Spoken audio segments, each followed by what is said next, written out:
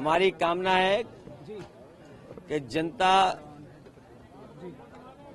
सुख समृद्धि और खुशहाली के रास्ते पर जाए। जनता का कल्याण के लिए संकल्प करने, कामना करने भी आए हैं। हमारी यही कामना है कि सौहार्द, सद्भावना और सहनशीलता बनी रहे। मैं आज महाकुंभ में स्नान कर करके जा रहा हूं। मैंने 11 डुबकी लगाई हैं। बुलडोजर चले नहीं चले, सरकार कैसे बचेगी? जब सरकार ही नहीं होगी तो बुलडोजर किसके पास होगा? अगर आप कुंभ में इतने हजार करोड़ रुपए खर्च कर रहे थे तो कम से कम बुजुर्गों के लिए कोई ऐसी व्यवस्था होती जो बुजुर्गों को ज्यादा पैदल नहीं चलना पड़ता। आज 26 जनवरी है। सबसे पहले तो गणतंत्र दिवस की पूरे देश के सभी लोगों को बहुत बहुत बधाई देना चाहता हूं। गणतंत्र दिवस के शुभ अवसर पर आज मैं संगम में महाकुंभ में शामिल होने आया हूं। महाकुंभ में शामिल होने आया हूं। हमारी कामना है कि जनता सुख समृद्धि और खुशहाली के रास्ते पर जाए। जनता का कल्याण के लिए संकल्प करने, कामना करने भी आए हैं। जहां ये कुंभ, जिस स्थान पर संगम है, 3 नदियां मिलती हैं, गंगा, यमुना, सरस्वती। हमारी यही कामना है कि सौहार्द, सद्भावना और सहनशीलता बनी रहे। महाकुंभ के आयोजन में ये पौराणिक है कि बिना बुलाए और अपने आप सब लोग आते हैं। अपनी व्यक्तिगत आस्था है उनकी सबकी। आज हमें भी मौका मिला है। मैं आज महाकुंभ में स्नान कर करके जा रहा हूं। मैंने 11 डुबकी लगाई हैं। सर, योगी जी ने कहा यूपी का बंटवारा नहीं होना चाहिए, क्या कहेंगे आप? देखिए, बंटवारे और नकारात्मक राजनीति के लिए जगह नहीं है। आज कुंभ का तो यही संदेश होना चाहिए, सकारात्मक संदेश होना चाहिए। और आज के दिन यही संकल्प हो कि जब कभी भी हमें याद आए कुंभ, तो हमें सौहार्द, सद्भावना और सहनशीलता हमेशा बनी रहे।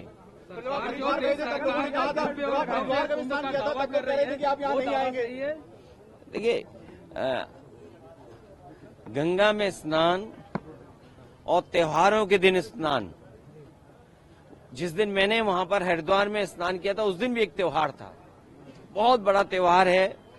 भारत देश के लोग कोने कोने में अलग अलग नाम से इस त्योहार में शामिल होते हैं। उस दिन हरिद्वार में स्नान किया था और आज संगम में स्नान करने का मुझे मौका मिला है। योगी जी कह रहे हैं बुलडोजर चलता रहेगा, नहीं रुकेगा बुलडोजर। देखिए, बुलडोजर चले नहीं चले, सरकार कैसे बचेगी? जब सरकार ही नहीं होगी तो बुलडोजर किसके पास होगा? संकल्प यही है कि सौहार्द बना रहे, सद्भावना बनी रहे, सहनशीलता हो, और जो भी स्नान हो सहनशीलता के साथ स्नान होना चाहिए। ये सरकार के लोगों को कोई स्पोर्ट्स इवेंट नहीं बनाना चाहिए इसको। ये आप जो सरकार पर बुलेटिन जारी करते हैं, अब वो आगे जारी होगा या अब खत्म होगा? आपने आके व्यवस्थाओं को देख लिया है? देखिए, समाजवादी सरकार में भी और पहले भी नेताजी को भी और हम लोगों को भी कुंभ के आयोजन को करने का मौका मिला था। जो उस समय कुंभ हुआ था, कम संसाधन में सरकारें अलग अलग थीं। यूपी में सरकार दूसरी पार्टी की थी, समाजवादी पार्टी की थी। दिल्ली में सरकार दूसरी पार्टी की थी। लेकिन उसके बावजूद भी कम संसाधन में 800 और 1300 करोड़ में वो महाकुंभ या कुंभ से जो 12 साल बाद होता है वो कुंभ कराया गया था। सर, पहले और आज तो सुनने में आ रहा है कि 7,000 करोड़ 10,000 करोड़ खर्च हो रहा है। अगर यहाँ लोगों को असुविधा हो रही है चलने के लिए, मैंने खुद अपनी आंखों से देखा है कि बुजुर्ग, जो महिलाएं हैं, जो पुरुष हैं, वो कितनी दूर से चल करके आते हैं। अगर आप कुंभ में इतने हजार करोड़ रुपए खर्च कर रहे थे तो कम से कम बुजुर्गों के लिए कोई ऐसी व्यवस्था होती जो बुजुर्गों को ज्यादा पैदल नहीं चलना पड़ता। और फिर जैसे हम हैं वीआईपी या और हैं वीआईपी या और सम्मानित लोग जब आए तो कम से कम व्यवस्था ऐसी होनी चाहिए, पूरे कुंभ को पता लगे कि हाँ आज कोई वीआईपी है जिसकी वजह से ये व्यवस्थाएं बहुत अच्छी चल रही हैं। मतलब आप डुबकी लगाकर भी निशाना साध रहे हैं। नहीं आप डुबकी देखिए ये लगाकर भी सियासी निशाना साध रहे हैं। अरे भाई ये बताओ, माँ गंगा के किनारे लोग झूठ बोल रहे हैं और मैं तो आपसे कहूंगा देखिए माँ गंगा के किनारे न जाने कितनी बातें कही जा रही हैं, वो क्या सच हैं? लेकिन अगर आयोजन 1300 करोड़ में अच्छा हो सकता है, 800 करोड़ में अच्छा हो सकता है, तो 10,000 करोड़ में 7,000 करोड़ में कितना अच्छा हो सकता है। उसमें तो न कोई ट्रैफिक की दिक्कत होती, न कोई पानी की दिक्कत होती, न साधु संतों से बिजली का बिल लिया जाता या उनको असुविधा होती, या जो चीजें महंगी है वो भी सस्ती होती। अरे इतना कुछ हो सकता था 10,000 करोड़ में।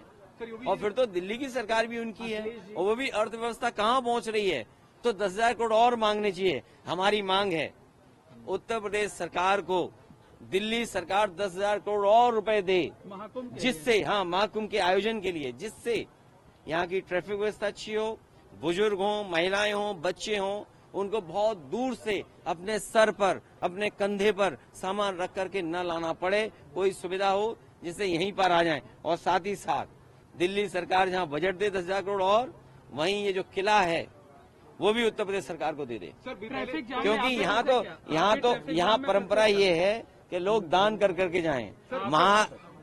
महादानी सम्राट हर्षवर्धन जो हमारा रिटर्न डॉक्यूमेंट है, जहां हमें पौराणिक महाकुंभ के बारे में या कुंभ के बारे में जानकारी मिलती है, वो सम्राट हर्षवर्धन से जुड़ी हुई मिलती है। वो यहाँ दान करने आते थे, पुण्य के लिए आते थे।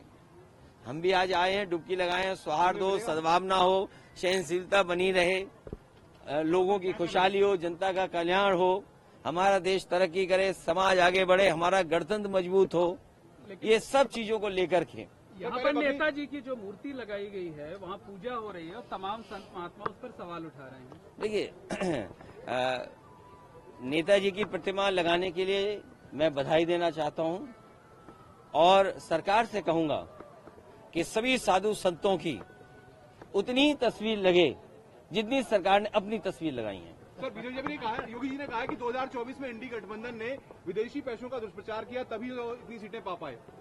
समाजवादी पार्टी ने कोई गलत प्रचार नहीं किया।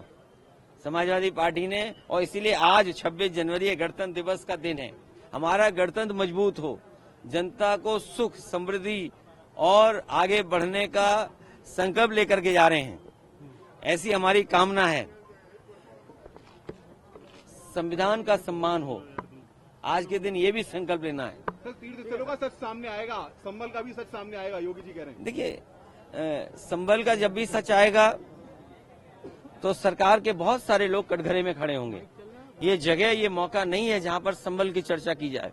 इसीलिए मैंने कहा सौहार्द, सद्भावना और सहनशीलता के लिए हम कामना करते हैं। और जब कभी भी हम महाकुंभ को याद करें तो संकल्प यही लेकर के जाएं कि हम आंख बंद कर करके कभी ध्यान में जाएं तो हमें सद्भावना और सहनशीलता और सद्भावना रहे हमारे दिलो दिमाग में। इंतजाम अच्छे लगे सर आपको? इंतजाम अच्छे लगे?